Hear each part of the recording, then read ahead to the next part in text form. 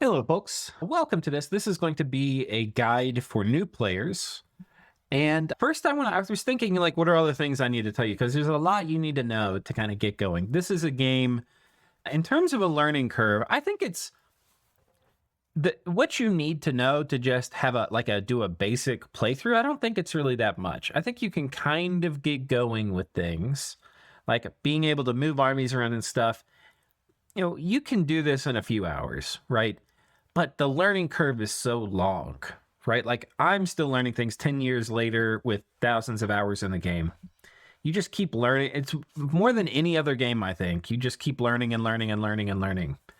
So it's a game with an extremely long learning curve. And at the beginning, especially if you're fighting like multiplayer, you have the game on a hard difficulty setting, the learning curve will feel steep. But if you have it on a lower difficulty setting, it's not that bad. So what is this game? I want to talk a little bit about that first. What is Dominions, right? Dominions is a grand strategy game. It is a game about trying to control a large portion of the map. And it's also a combat-focused grand strategy game. That means, like, unlike some other ones, it's not about, like, building all the buildings. Like, we're not simulating the city here and doing a ton of, construction and this, that, and the other. Everything in the game is about combat. Right? So, like, yes, you can build forts, but the forts are so that you can recruit units to fight and control more territory. And the more territory you have, the more gold and gems you're going to get. And you can use that to have bigger armies to win more fights. So it's a very combat-focused grand strategy game. Furthermore, it kind of in theme with being a grand strategy game, it's not about, like, for the battles that you end up fighting in this, you're not like micromanaging them. You give your army orders, like you would set things up and you would move things around and you would put your mages in certain places and you'll tell your mages what to do. So you give things scripts and you tell them what to do, but once the battle starts, you have no control over it, right? So you'll move armies, and at the end of the turn, if your army and an enemy army are in the same province, a battle will happen.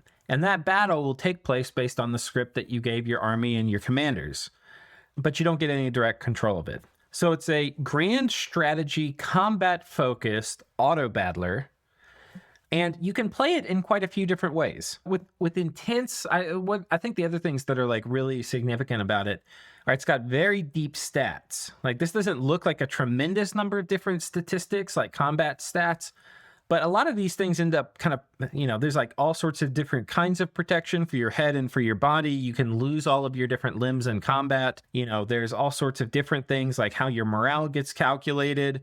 Size can grow. You have eyes that are modeled, right? So you can lose one or both eyes. You have strength, which is going to affect your siege strength. There's all sorts of stats. And combat, how it actually takes place and all these stats interact, you have things like repelling and blocking with shields and all sorts of different buffs and protection.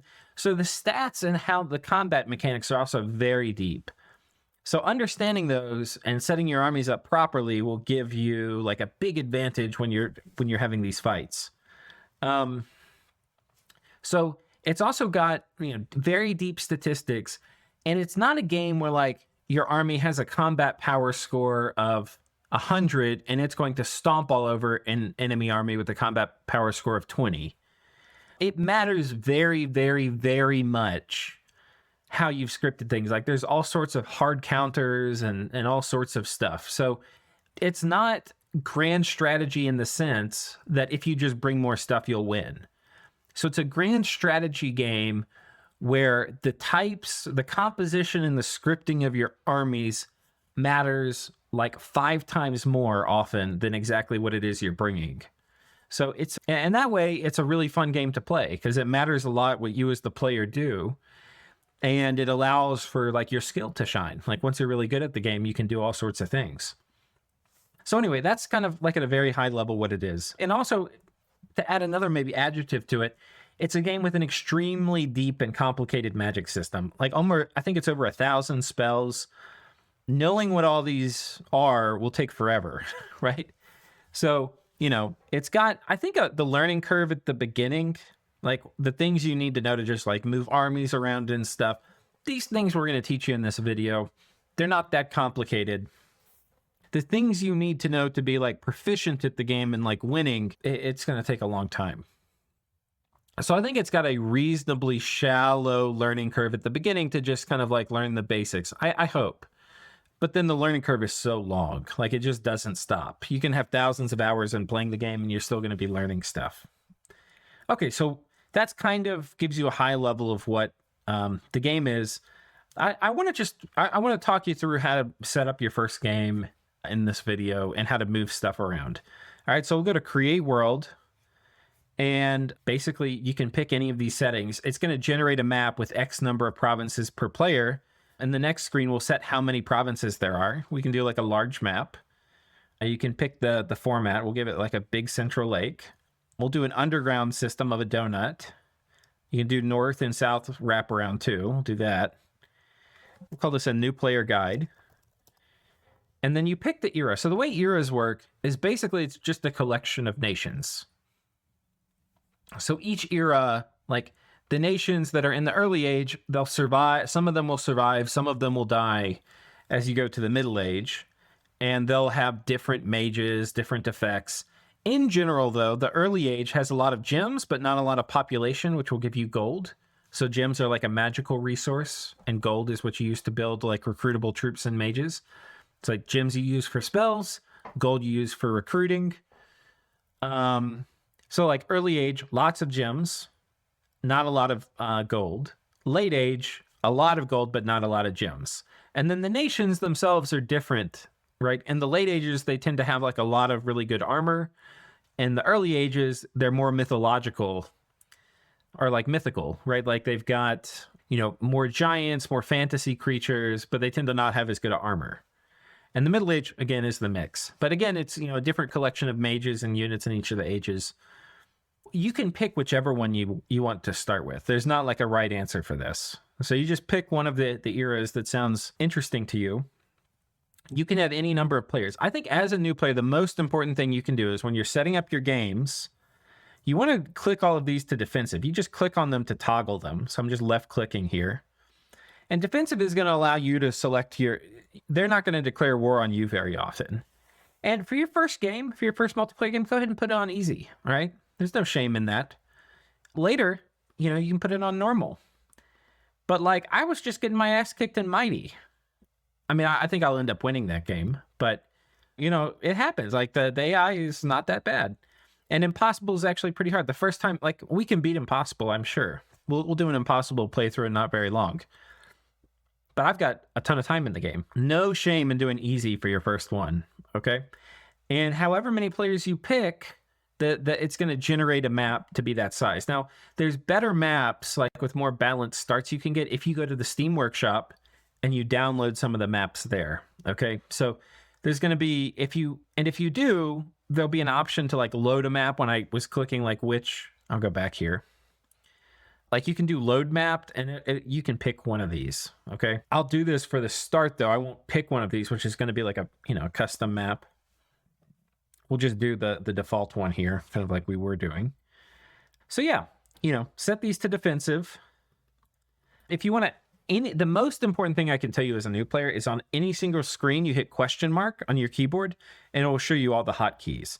There's some screens where like, buttons might be like, there's options on the screen that you can't like, there's things like, there's no option to set all like random to land nation, right? But there's a button to add a new player, but there's not a button to like delete a new player, right? So there's parts of the game UI that maybe aren't amazing. There's like a lot of buttons that are missing. But on the other hand, once you're familiar with the game,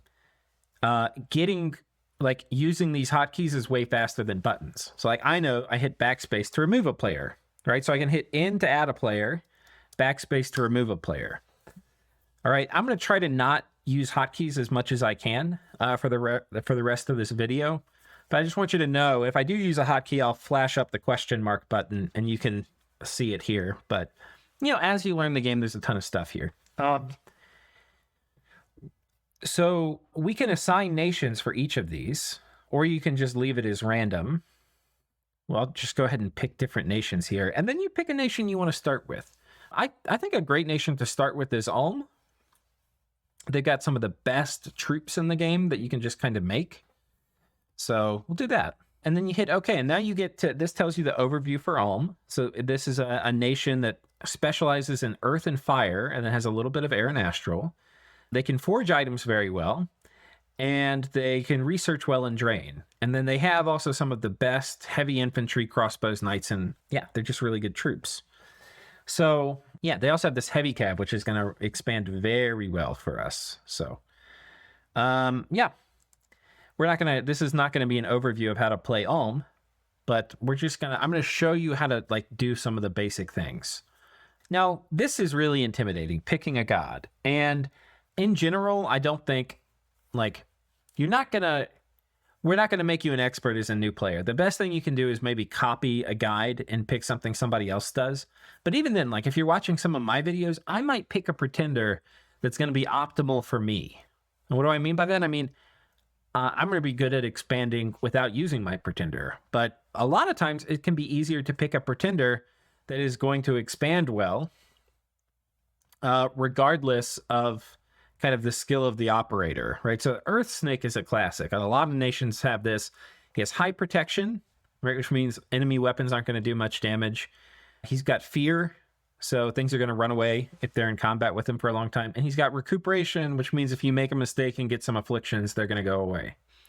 So yeah, we'll take him and we'll take reinvigoration on our bless. Go ahead and get him up to Earth 7. If you have over 3 Earth in a path, it's going to give you bonus protection too, which is going to be really nice on us. So we'll go ahead and take him. He's going to help us expand. And we're going to take, you actually, these are really nice scales to get as Ulm to have both of these. In some ways, so I'll tell you what each of these scales do real quick. This is going to give you more recruitment points, and it's going to let you recruit units that have worse armor more easily, right? Productivity is going to help you recruit units that have more armor more easily.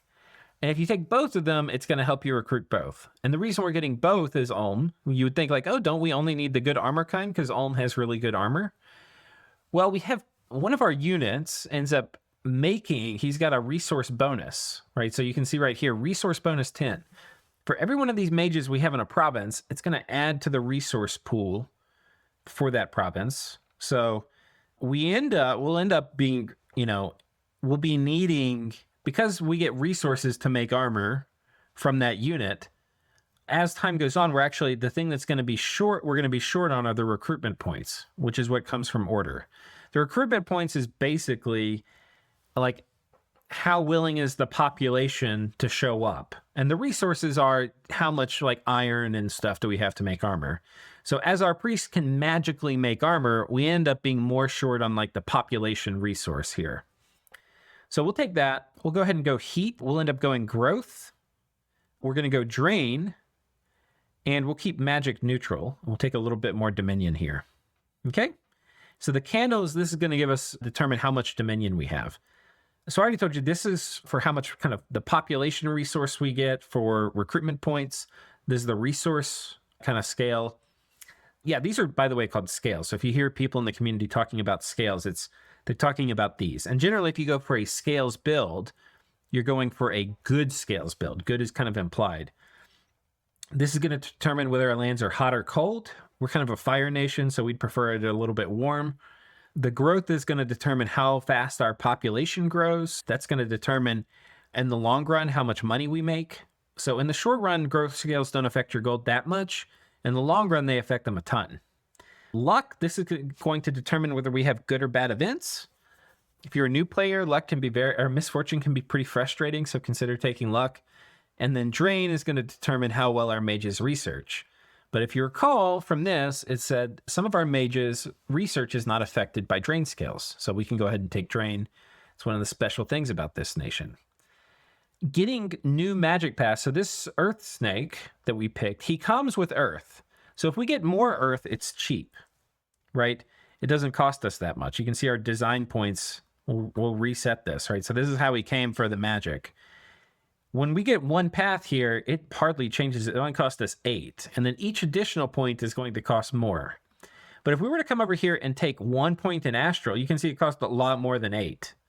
So each new path you get is going to cost more, and how much more it will tell you down here. New magic cost is 80.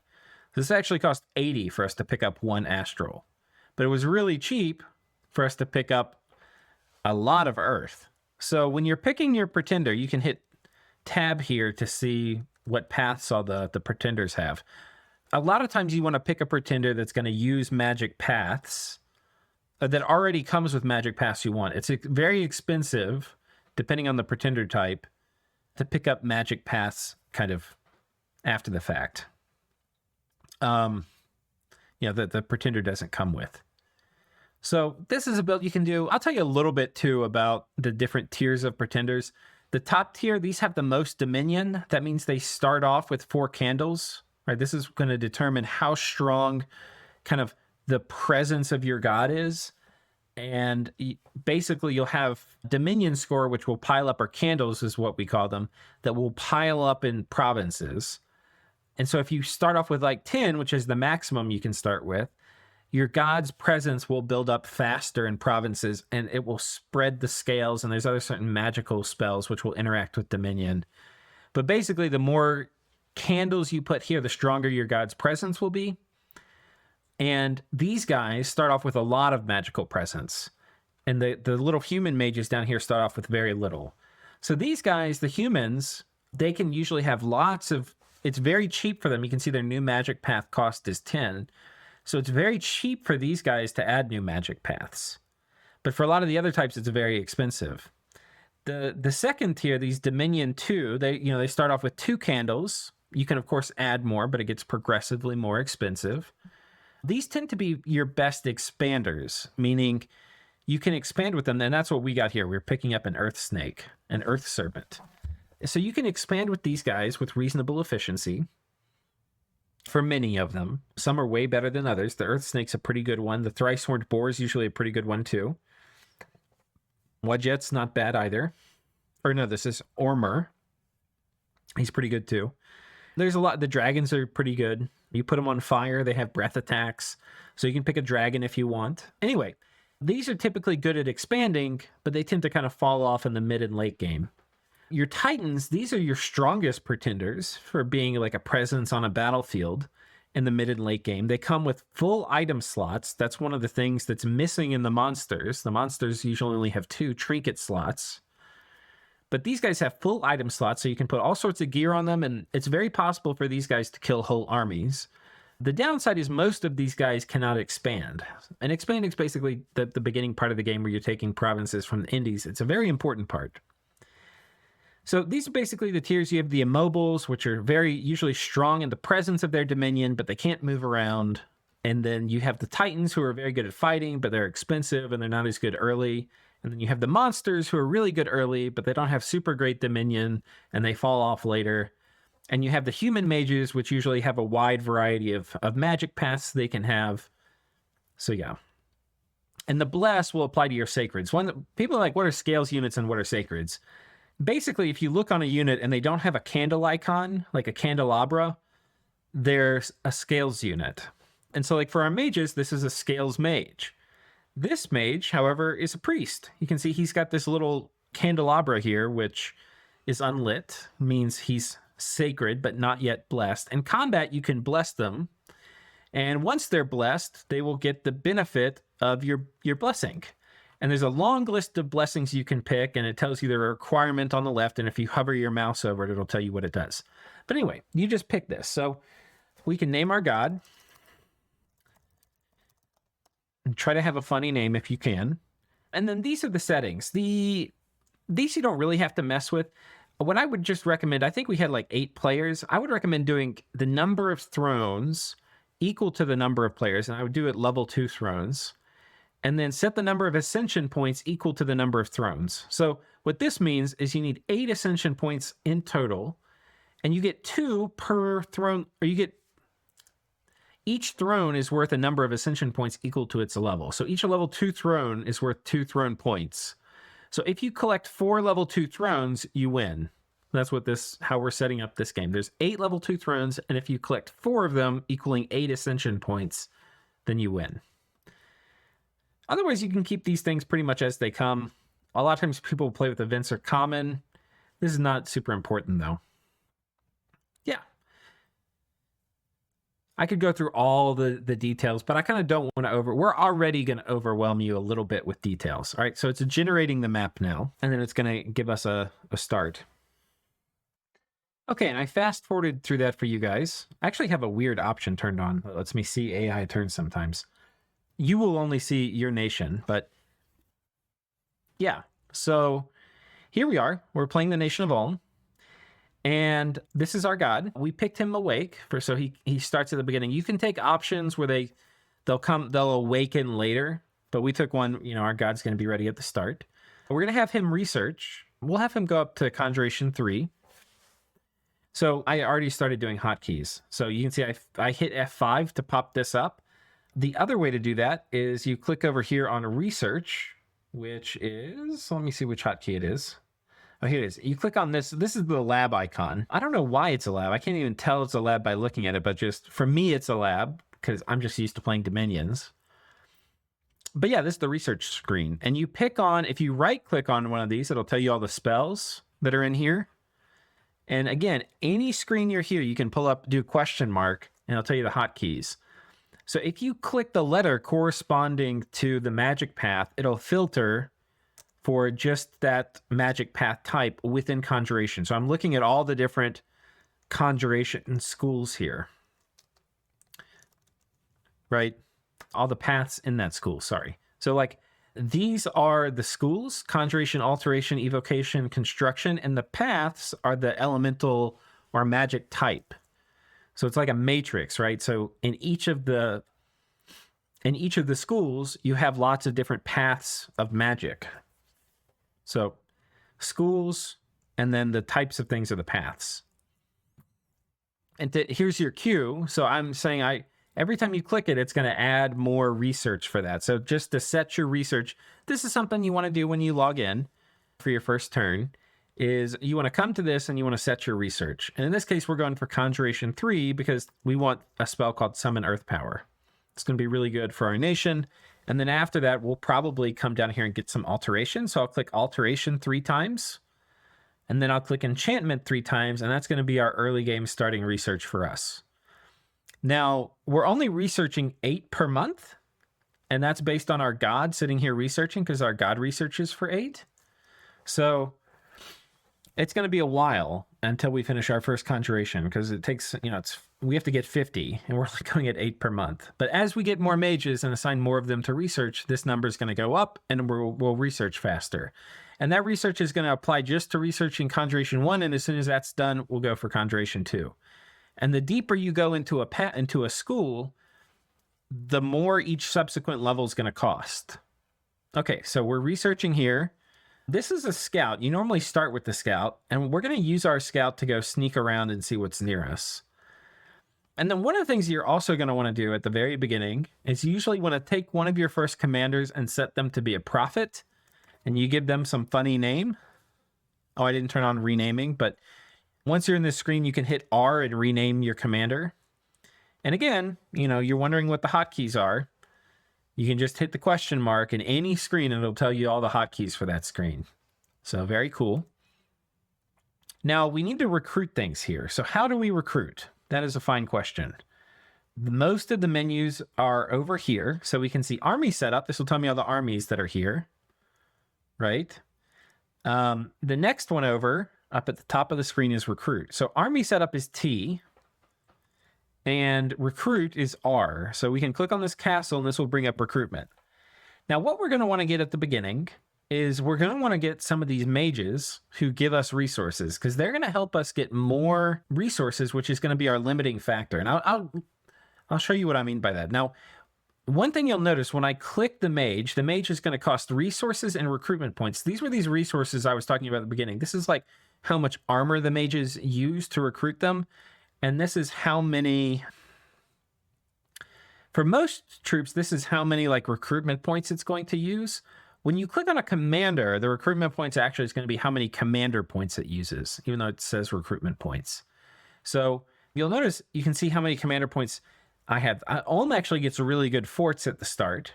So we're actually going to be able to get You have 3 commander points to spend. The way this normally works is most of your non-magical commanders are only going to cost 1 commander point.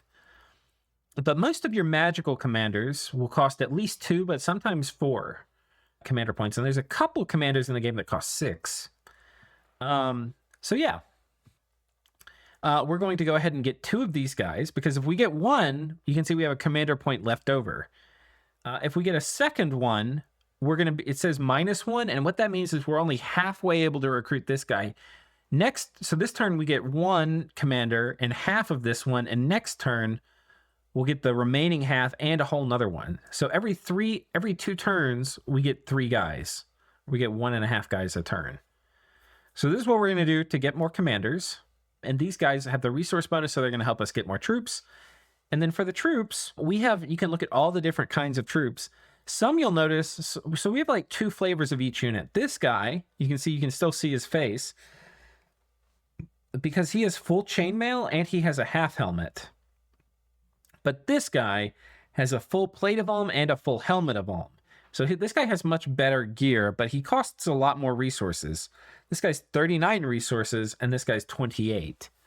They're both 10 gold. So the question is really, how many resources do you have to recruit guys? And, that will determine how many you can get. So you can see this thing, they're going to be grayed out.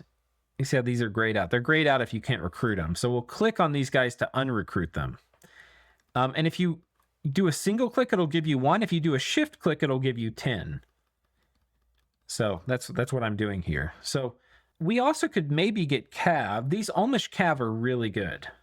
So I think I actually, in this case, would rather have... I think for our starting army, we're going to get some extra pikes. We can get more pikes with more killing power if we get these lower ones. You can see that's tapped out our resources. Our resources, which started at 199, they're now down to, once I get rid of the extra ones, it's down to 3. And you can see we have a ton of recruitment points left over. All right, I'm going to click repeat recruitment to say just do this every turn. We're actually going to probably come back next turn and change it to get more Black Knights. But that's what's happening now. So we hit T to see our army. We're not moving our army out yet. We hit R to see the recruitment. It's either one of these buttons you could click too. And that's it for the first time. When you first start, you can't see anything around you. But our mission is going to be to expand out and take as much of this land as we can. So I'm going to go ahead and host. I've got it again so I can see AI turns. You won't be able to see that. Okay. So what we're going to do is I'm going to click right up here on the army setup because it's time for us to expand. But you can also hit T to bring up the army setup screen. And you can select each of these guys and bring them down here like this. The other thing you can do is you can double click them and it'll select all the units of that type. So if I put them all in this army and I want to pull out just the guys with the axes, I can double click them and then I can select where I want them to go. If you select them, so like if I do this and I select to move them here, how would I bring them back to a different squad? I double click on them and then I click on the hero. I'm like, move this to the hero. That's how you say make a new squad. So now we need to place them because these guys are going to get moved out. We'll send them after this. These guys look pretty easy. So we want to take an early province. So the way you do it is you select your hero. You just click on it. It's going to highlight him. And then you're going to move him up by left clicking, right? I'm then going to right click on this province to select it. And one of the important hotkeys to learn is Y. And Y is going to tell you... It's going to bring up the same army setup, but you can see it's not showing my god or the researcher. It's only showing people that are coming to this province. So I'm hitting Y. And again, question mark, you can see all of these hotkeys here. Here's the Y. View units going to current province, right? But you don't have to use that. This is just, I'm going through some of my kind of like motions and rhythms. You can just select to move them over here. We can hit this screen here to see what the army setup is. And we still need to script this army. We haven't scripted it properly. So the way you script it is you click on one of these boxes. I can click on this box, or I can click on this box. If I click on this box by the commander, it's going to, by default, have the commander selected. And when I right-click, it's going to move that commander around. So I'm actually going to take this commander and I'm going to put them here. And I'm going to come back here's a mage. We're not moving this mage out. So I'm clicking here. I'm left clicking. And then I'm selecting things. My commander, we're not moving out in this army either. We're moving out these two things. So then I left click to select and I right click to place. Left click to select, right click to place. And I want these guys out here in front of my commander. I don't want the enemy running past me. The enemy's going to spawn over here on the right and they're going to stream this way. So this is the front, this is the back. I'm going to go put them over here and I want them to fight. So how are we going to do that? I'm going to put them in a line formation. Depending on your commander, you may only have access to box and skirmish. If you have a commander with high leadership, though, you'll also have access to line and sparse and double line.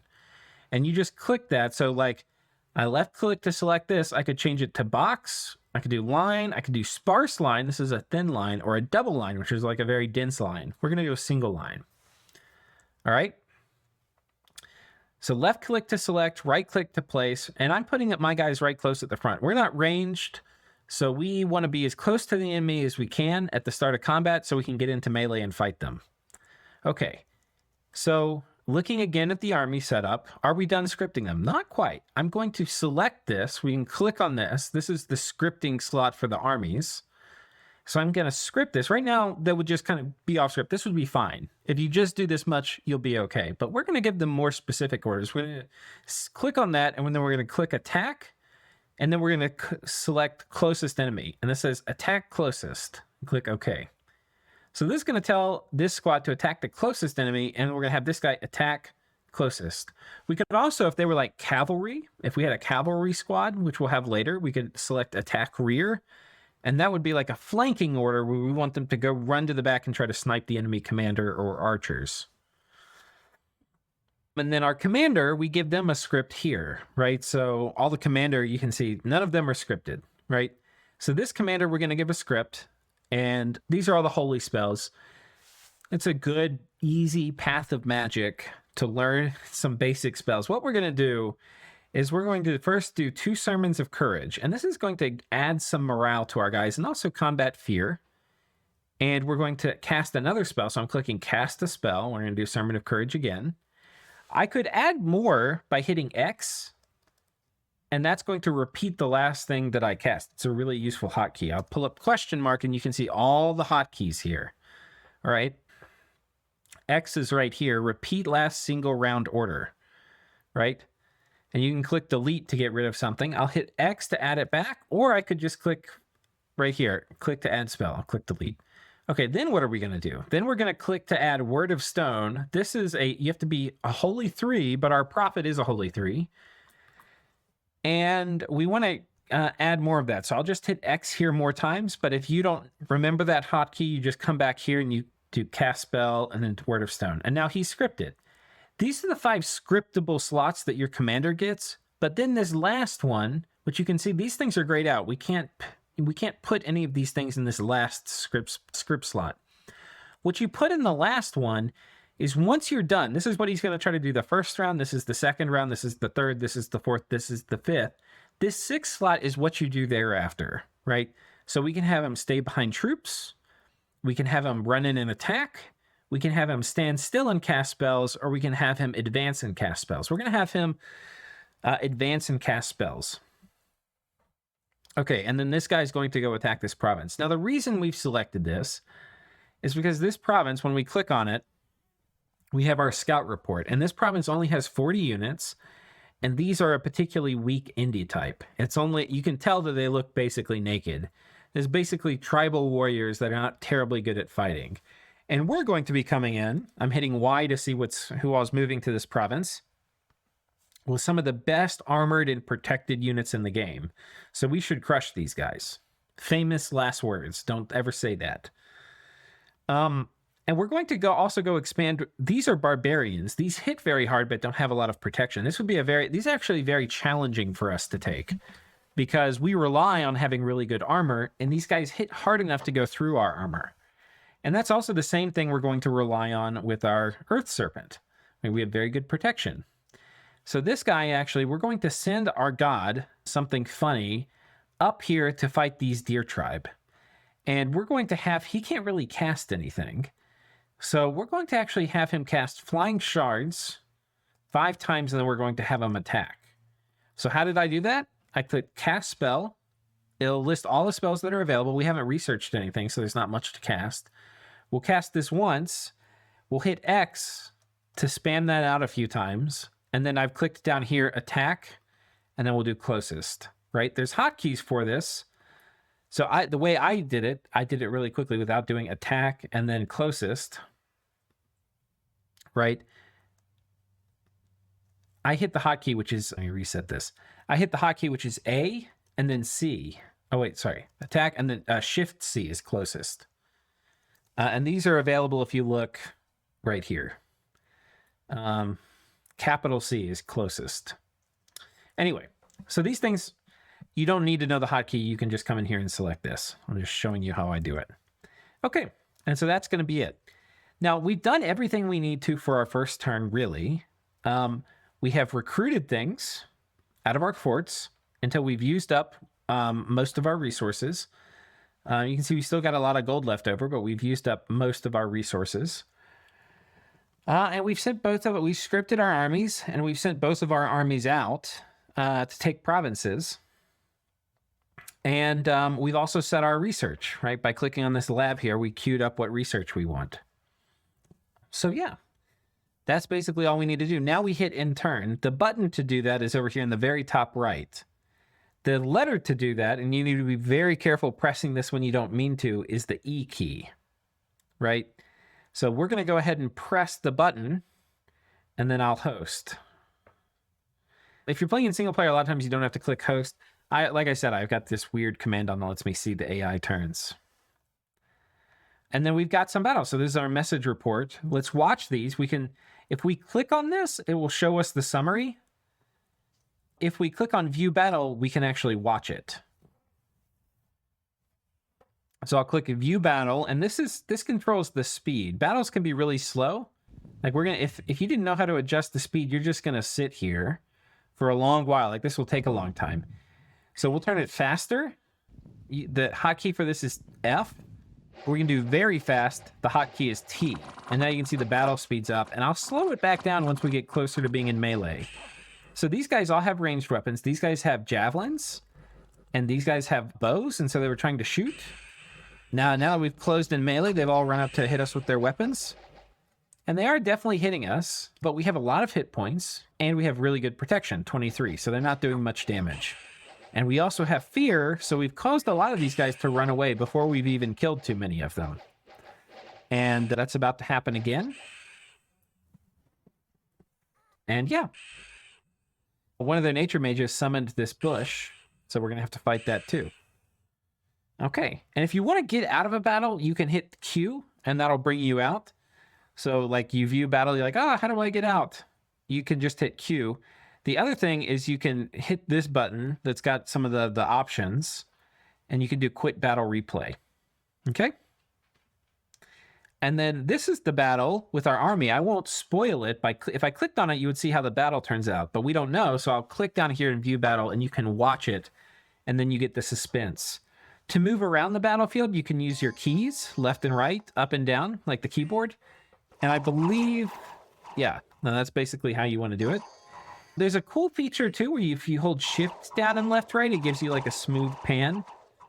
You get these like nice cinematic pans. It's really nice. Or a fast pan without shift. And then the page up, page down will let you change the camera, so you can really get in and look at it real nice and close. And these hotkeys are here. Page up and down, camera up and down. There's a bunch of hotkeys. Again, the question mark. So on one hand, the UI is very clean, right? Because you don't see, there's not buttons everywhere. There's just a few buttons, but there's a ton you can do when you know the hotkeys. But they've got the basics usually for the buttons. Okay, but again, you can move around with the keypad. I think that's pretty intuitive to most people. And you can see our guys are just walloping these dudes in melee combat. They're just so much better with all this armor. And we just killed their commander. So that's a good thing to talk about, is how routing works. If your commander dies, this is our commander, Adolf. Oh, God. Adolf the Prophet. Cringe. Yeah, so if your commander dies, then your army's going to run. If you have multiple commanders, losing one doesn't matter, right? But if you lose your last commander, your whole army's going to rout. And we actually killed their last commander, so these guys are running. If you click on somebody, if you're wondering if they're running, if their morale is red, that means they're routing. Okay. I'm hitting Q to get out of there. And then I'm clicking on this to actually see the summary. And you can see we killed 48 of their guys. Some of them ran off. And we lost one pikeneer. So that was pretty good. And now we're going to continue expanding. One of the important things to understand about this game is the way forts work is they pull in resources from adjacent conquered territory. So on one hand, you want to spread your forts out so that you're pulling in more resources so you can recruit more units. And you're pulling in those resources from more lands. But you also, in expansion, this first phase where we're taking provinces from the evil independents who have these gray flags, you can see once we take it, we plant our blue flag on it. But right now, these gray flags aren't owned by any player, nor an AI. They're just going to sit here, right? So we want to go and take as many of them as we can, but we also particularly want the provinces adjacent to our capital. And that's because those provinces are going to determine how much resources we get. Before we had no adjacent provinces, and you can see we had maxed out recruitment, but look how many more guys we're able to recruit this turn. I'm going to just keep hitting this key. That's a lot more people we're able to recruit, okay? And that's because of all the additional resources that we got. Now, eventually, we'll have enough people we can recruit that will end up using up all of our recruitment points. The other thing is because we have enough resources now, we may want to consider not getting the low resource guy. We may consider upgrading to the much higher quality, this guy. Or we may want to start getting these Black Knights because they actually expand very well. So I think we're actually going to do that, and I'll get to show you the cavalry. So right now you can see we're at -1 commander point. I'm going to get rid of this commander, and we're going to pick up a Black Lord. These guys are very strong commanders, but they don't have any magic paths. But they will be perfect for leading our Black Knights around. So we're going to get one of those. And then we'll get a few other guys to put in the squad with them. If you have a small squad, like less than 4, so this is only 4, or less than 5, so this is only 4, it is less than 5.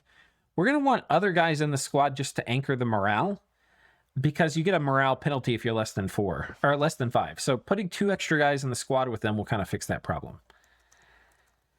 Now these guys can... it would be nice to continue. So we'll take our god, and we're going to select our god by clicking on them, and then we'll move them down here with the left click.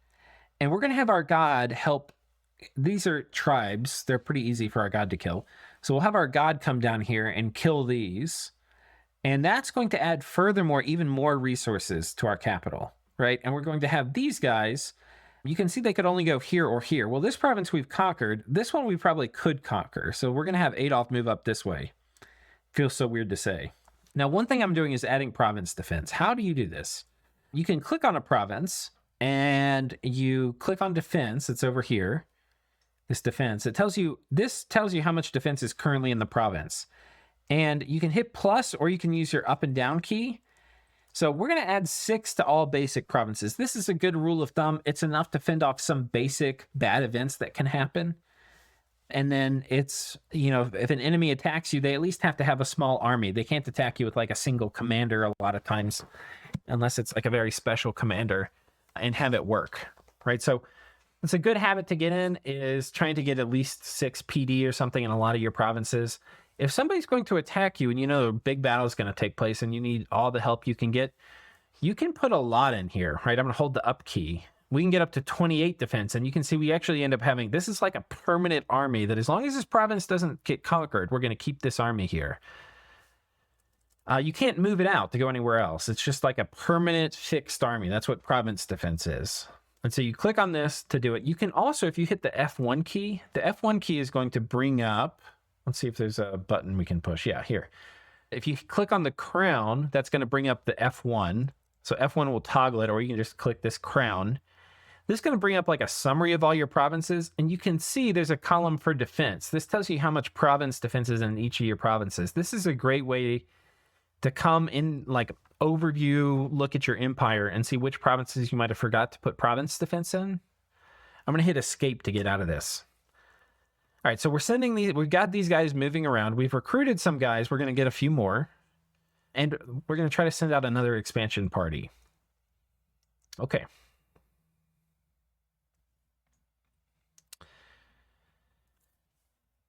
Okay, we're going to click on this again. So we're going to watch these battles here. I'm clicking on View Battle. And I'm immediately, when I get into this, going to click the F button, which is going to toggle it into fast mode. And the other thing you can do is use your mouse wheel to go up and down. I'm going to use my mouse wheel to go down and then the arrow keys to go forward. And that's going to give us a good look at what's happening here in the battle. And you can see these guys got isolated. It's pretty important your guys are in a solid line. If some people get out of that line, they'll get surrounded. And usually if they get surrounded, they die. So I'm hitting Q to get out of that. We can click on this to see the summary. We lost 3 pikeneers. Those were those 3 that got separated from the main force. They kind of stuck their head out a little too far. And then we're going to watch our god.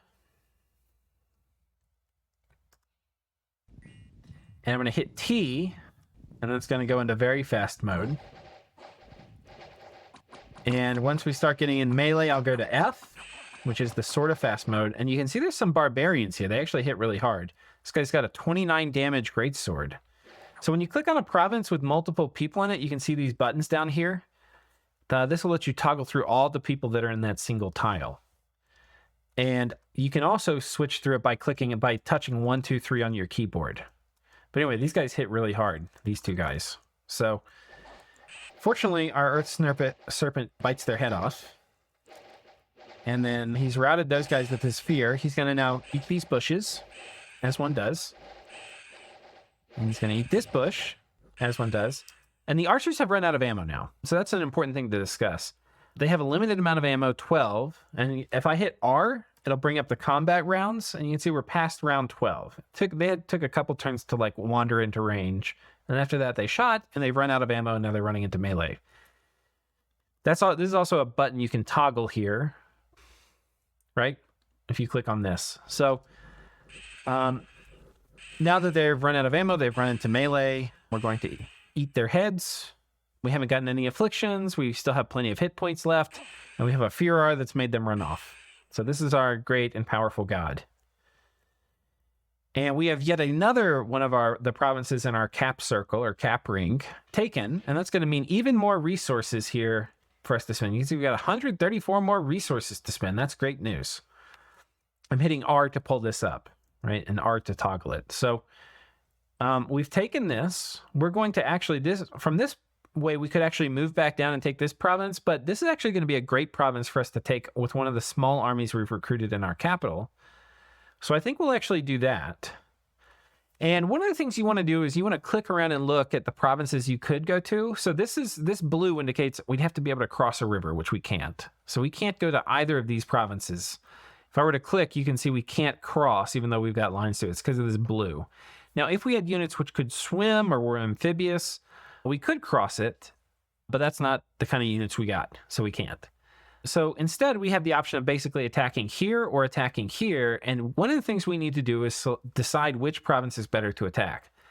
So I'm going to right-click on the province to look at it and examine it. And we can see there's 50 units, which are heavy infantry, light infantry, and militia. This is not super easy, but also not super hard. It's a lot of units which are going to try to fight in melee. And I'm going to right-click on this one, our other option. This is Wolf Tribe and Wolf Tribe Archers. Now, Wolf Tribe, this you can kind of tell by looking at the sprite if we really zoom in here. You can see they've got daggers. It's kind of hard to tell, but they've actually got 2 daggers. So Wolf Tribe have 2 daggers, so they attack twice as much as most units, but they don't do very much damage per attack if you have a lot of protection. So we have pretty good protection. So the fact they attack twice with really low damage weapons isn't really a problem. And then they also have archers, which are going to be shooting us. But again, we have pretty good protection, so that's not really a problem. So we're going to take this guy, and we're actually going to move here. We could probably take either of these, but I feel like this might be a little better. And then we got an event. We had a sage join us, right? And you can click on Go to Province, and that's this province, right, that we're just in. And so the sage, we could bring him back home. So I could click here to bring the sage home. And once we get the sage to a province that has a laboratory in it, we can research. But we can't research here. We could also have the sage construct a building. He could build a lab, so he could research here. Or, and this is how you give orders to guys. So right now, you just click on a guy and move him around. There's no order really to give, like as you're about to see us do. But if you click defend or move, this bottom left of the character icon, you'll bring up the order list, right? So these are all the things this sage could do. He can site search, he can auto site search, he can blood hunt, he can make a building, he can do all these things. The other way to bring that up is the space bar, right? So I can click on this guy and I hit the space bar and it's going to toggle this menu coming up. But you can, again, just do it by clicking on the order, right? So you hit spacebar or you click here, it's going to bring up this menu. Now, if you're just moving things around, like I said, you don't need to do that. We're actually going to have this guy auto site search. So we're going to click auto search. And we're actually, because we want to start site searching, we're actually going to do that with this guy as well. We have this guy who got an extra fire path. You can see he's got 2 fire and 2 earth, whereas they normally get 2 earth and 1 fire. Some mages, if they get lucky, can get an extra path. This guy got an astral. So we're going to toggle auto site search for this guy as well. Okay. And then this is our commander that we're going to put a new army on. So we're going to have this guy, we're going to pull him up and we're going to put the whole army on him. And what we're going to do is we're going to put these guys on attack closest and we're going to put our commander, we're going to put these guys at the back. So I'm going to click on this box. And then I'm going to right click to move these guys here at the back. And then I'm going to move these guys back here. And the commander is going to get a script. Hold 3 times and then attack closest. Okay. And these guys have an army, an order attack closest. Now, what's going to happen in combat? What do you think? Well, these guys are going to run in at the beginning. The commander is going to wait and then run in. But these guys are very slow. Their combat speed is 9, right? And the way I'm pulling up this menu is I'm right clicking on them, right? These guys, our cav, are much faster, as you'd expect. Their combat speed 20. So what's going to happen is these guys are going to run into combat, and then these guys are going to filter in behind. We could also do hold and attack closest, and then these guys won't be in combat quite as long, and these guys will filter in. Or we could also just do attack closest like this, but move them farther forward, and it's more likely that these guys will, because I hit Y here to see who's going here. Because the fighting will take place like right here, the pikeneers won't have quite as far to walk. So I think we'll actually do this. I think we'll do that. We'll do hold, attack closest. We'll put these guys on attack closest. And these cav are really strong, right? So basically what I'm banking on is them basically winning the fight for me, and then these guys kind of bringing up the rear and closing things out. And this province we're sending them to is pretty easy. It's militia, heavy infantry, and light infantry. Our god could come down here and try to take these barbs, but honestly, these barbs are going to mess us up. What would actually be good against the barbs? Crossbows are pretty good. The repel guys are pretty good. We don't want to send knights against the barbs. Let's figure out what we can recruit. I think our best option here is going to be these pike guys. So we'll do 2 turns of recruitment for the pike guys. I'm going to take this, because we're not going to expand next turn. I'm going to take this guy his job is to lead our expansion parties. I'm going to take him off, and we're going to get another mage. And we're going to queue up more of these guys here. Okay, just like so. Yeah, and our god, because these guys would kill our god. Barbarians hit very hard. We're going to go ahead and send our god elsewhere. So we'll send our god over here. We'll keep him in Friendly Dominion, where he gets a little, some bonuses. Your god does not get blessed, so he's not going to get this reinvigoration that we took as part of our bless unless we're fighting in Friendly Dominion. So we want that. And we took some new provinces this turn, so I'm going to up the PD to 6. And we're basically done with this turn now. You can see our research has increased. I'm going to click this lab icon. Right, you can see we're up to 35 a turn. So we've already finished Conjuration 1, and we're making good progress on Conjuration 2. And yeah, that's basically it. One thing you can do is you can hit the N key next, and that's going to toggle. And if you hit N, which I'm slamming right now on my keyboard, and nothing else happens, that means we've given orders to all of our commanders, which is perfect. And so I'm going to hit E, or I can click this button here, and we'll do next turn. And I'll click host here. So yeah, there's this is probably the last turn. We're right up at an hour, but hopefully this gives you a good idea of how to do the basics. I'll explain to you just the next steps here. You can see we'll watch this knight army go that you watched us script. But really the basics are just knowing how to like assign armies and move stuff around. That will get you going, right? Because honestly, the things that come after this, like I think you can have a fun experience, especially with like a nation with really good troops, just trying to conquer stuff like this. Because honestly, the other stuff is going to start getting more complicated because like the things that are going to come after is like, let's put together a grand army, right? So you can build a lot of these guys. You can, assemble them. Maybe you have infantry in the front, archers in behind. You can have cav on flanks. These are all fun things you can set up pretty easily with, I think, what I've told you here. Where it's going to start getting complicated for the next step is using your mages, right? Because you'll need to give them scripts and mages need to cast spells. We don't have a lot of things researched, but once we have things researched, we could have them like summon earth power. This is going to increase our earth magic for that mage and give them reinvigoration.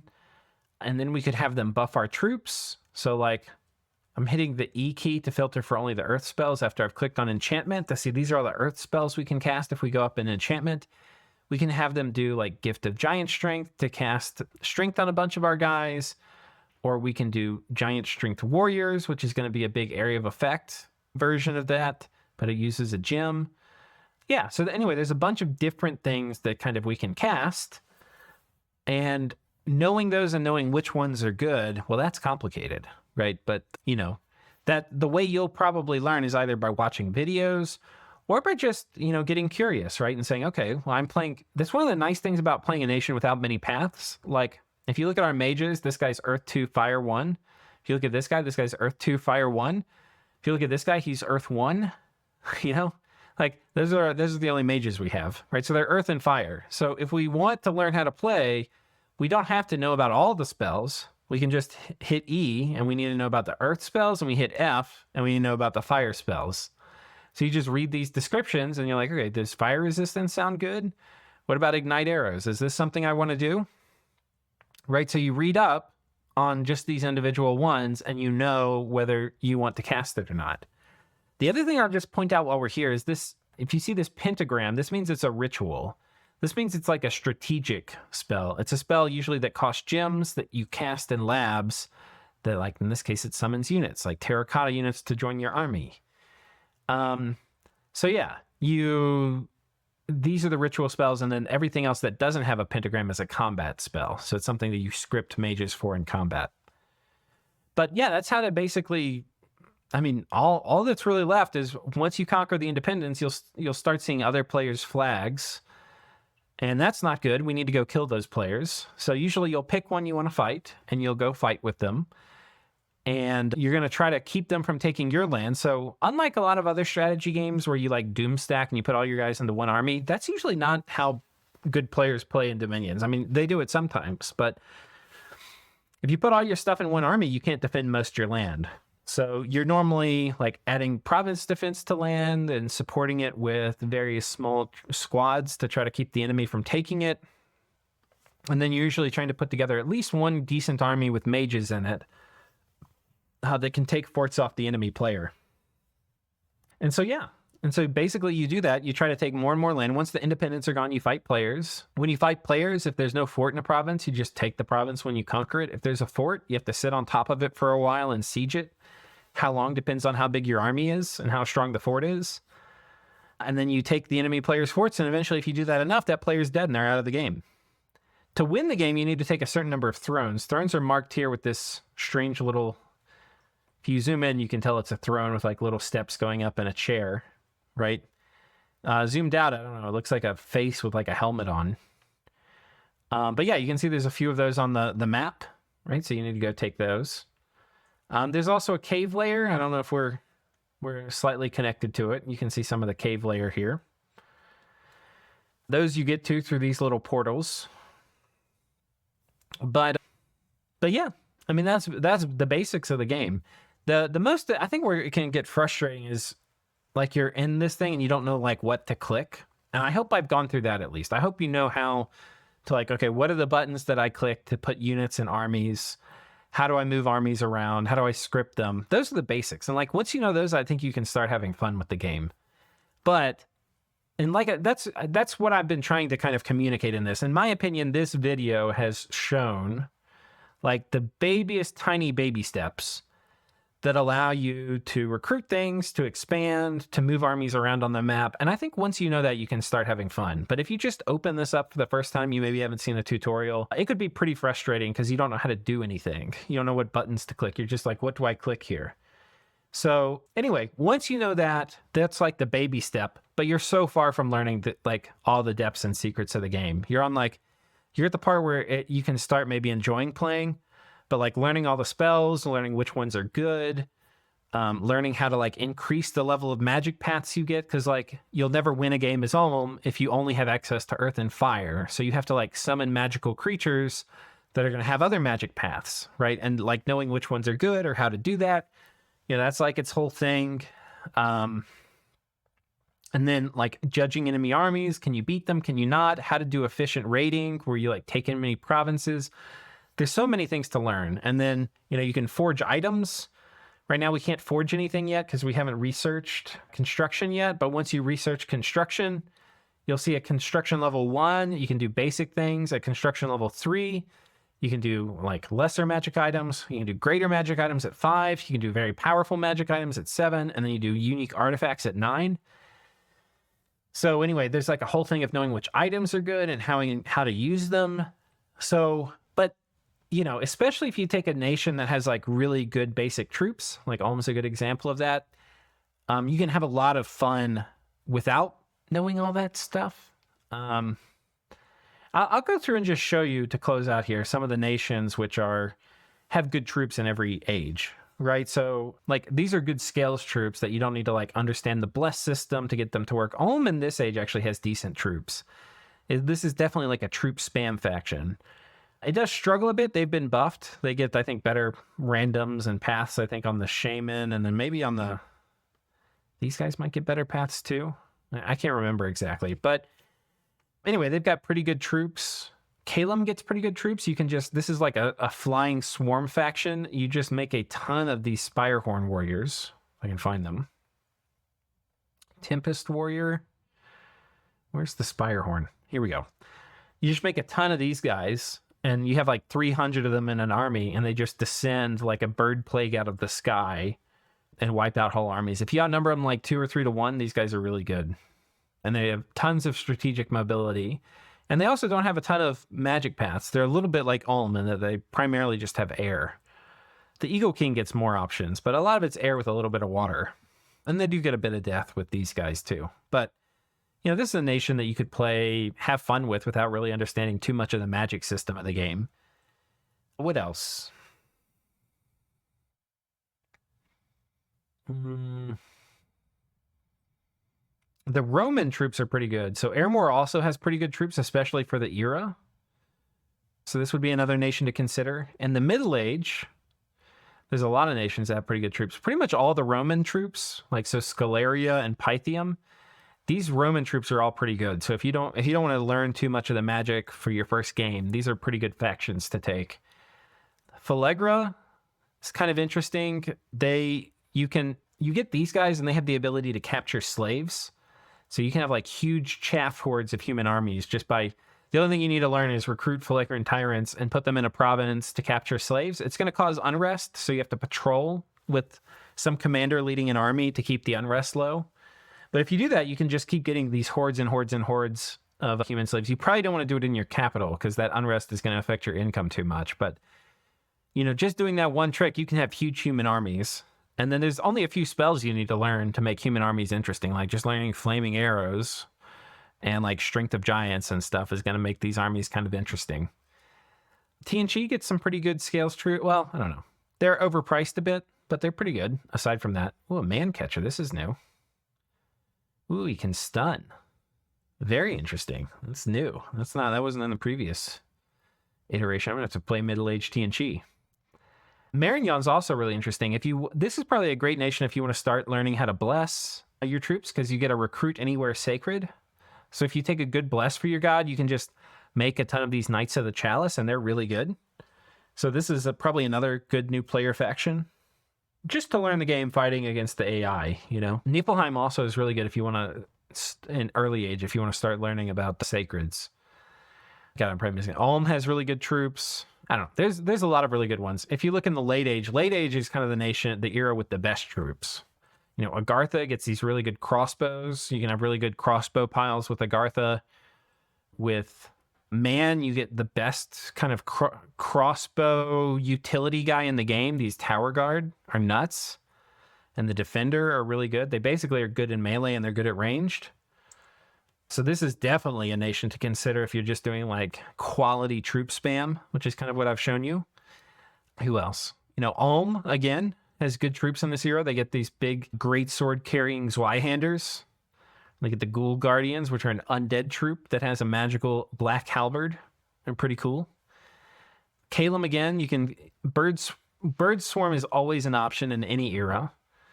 Yeah, there's a ton of things. Gath has actually really good troops. You know, these large size 4 Gittite soldiers, or you can get the sacred size 6 Gibbers. So again, if you're going for a bless, there's so many nations, so many good troops. I think the thing is don't get too overwhelmed by the magic system for your first game. Just go out, have fun with like a low magic nation. And as you get good at that, you'll realize all the nations have mages, right? So then you'll be like, okay, well, I've got these mages. They've been researching. I better use them. You start reading about the spells, start using them. So I hope this helped some of you. Maybe it didn't. It's hard for me because everything's so like second nature to me. I know all the hotkeys. I'm kind of the worst person to give like a new player guide because I just like do things by nature. But yeah, hopefully I've given you at least a jumping off point for getting into the game. And yeah, we'll see you next time. Cheers.